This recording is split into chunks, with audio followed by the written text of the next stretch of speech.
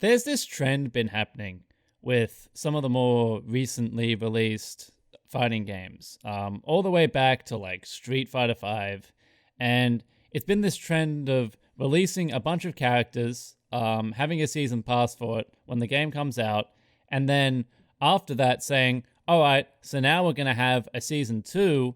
And make people buy a second season pass or buy all the characters separately outside of the pass they've already paid for.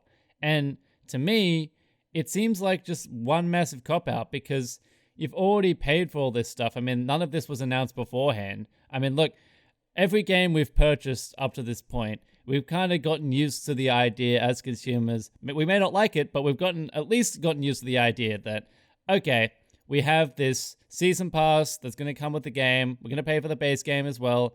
And that's that. Like, there might be microtransactions. Hell, they might even go as far as loot boxes, and we're going to hate it.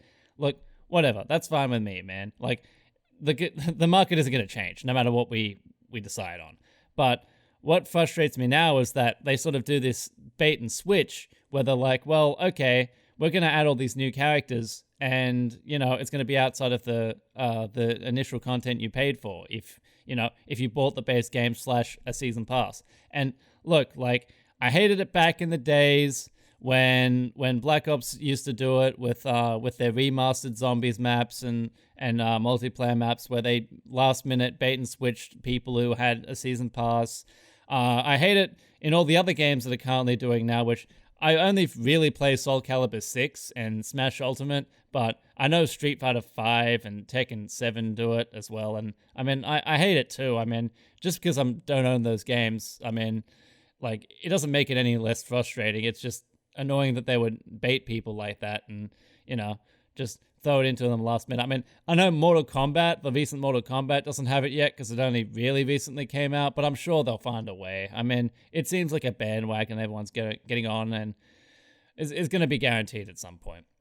And look, I don't want to be this, like, arbiter of mortal high ground, because, like, I know that Smash Brothers Ultimate Season 2 is going to happen, and without a doubt, I'm going to buy all these characters and never play them like I do with every other game that I deal with. I've paid for plenty of DLC that I just never got round to and moved on to the next game. But that being said, the fact that it's happened doesn't make me any less annoyed. Everybody's going to join on. Like, every new game that does it, because they've seen it works. Street Fighter did it, and now it's making money. They're ready to jump on the bandwagon now, and they all want to do it. They want to make a little bit of money on the side, saying, "All right, we can make all this extra money playing, putting characters down. Hell, they could get to like season 7 if they wanted to. They don't even have to release new games. Hell, they probably will. They'll probably just release new characters until the next game comes out, and then they'll stop doing it. Because, I mean, it seems like an easy way to make money. Sure. Look, I've rambled on about this for a little while, but my point is that it just is generally disingenuous. It's putting people up to a certain expectation, putting all this trust in the consumer to say, okay, we're going to sell this content, and we're going to give you the base game. And if you want to buy this extra content, then go for it. Otherwise, don't. And then adding more onto it to, screw them over. It's kind of annoying, and it's one of those things where you really got to vote with your wallet. Now, I have no self-control, so I will be definitely purchasing the Smash Brothers characters as they come out.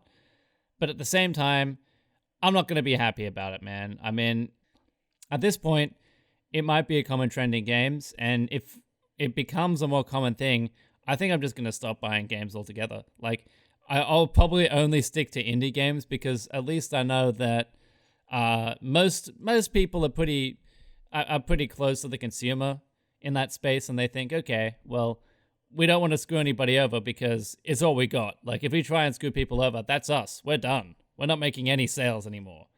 But anyway, what do you think? I want to know what you think about this whole situation, this season 2 cop-out bullshit.